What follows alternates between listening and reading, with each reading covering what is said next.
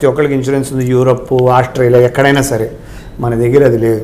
మనకి ఎంతసేపు 100 మంది కాదు 200 మందిని పిలుద్దామా భోజనాలకి, ఏమనుకోవద్దు. పిల్ల పెద్దదైంది ఇంట్లో ఫంక్షన్ కన్నా అందరు ఇన్సూరెన్స్ చేసుకోండి. 1000 మందికి మీరు భోజనం పెడితే మీకేం వచ్చింది? మరుసటి రోజు ఆడి భోజనం ఎక్కడ పోయింది? మీకు ప్రాబ్లం వస్తే 1000 మంది వచ్చిస్తారా?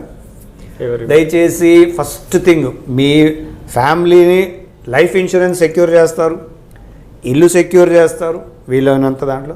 Most important health insurance, most important. కార్కి ఇన్సూరెన్స్ లేదే కార్ని షోరూమ్ బయటకు రానివ్వడో. మీ కార్ని తీసుకురండి బయటికి, ఇన్సూరెన్స్ కట్టకుండా షోరూమ్ నుంచి సెకండ్ హ్యాండ్ కార్ని తీసుకురండి బయటికి.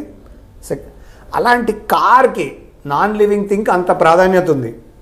మనం కూడా పిల్లోడు పుట్టంగానే పిల్లోడికి ఇన్సూరెన్స్ ఉండాలి. మనందరికి ఇంట్లో ఇన్సూరెన్స్ ఉంటే పుట్టిన పిల్లోడికి ఇన్సూరెన్స్. సో కార్ ఎట్లాగైతే పుట్టిన పిల్లోడు హాస్పిటల్ నుంచి బయటకు వచ్చే లోపల పిల్లోడికి వాడి మొత్తం ఫ్యామిలీకి ఇన్సూరెన్స్ ఉండాలి. దయచేసి అనవసరమైన ఖర్చులు అందరూ ఆపేసి 10 మందికి తాగించడం తించడం తర్వాత చేయండి. మీరు ఫస్ట్ ఇన్సూరెన్స్ చేసుకోండి. అందరు ఇన్సూరెన్స్ చేసుకోండి. కోవిడ్లో అందరికీ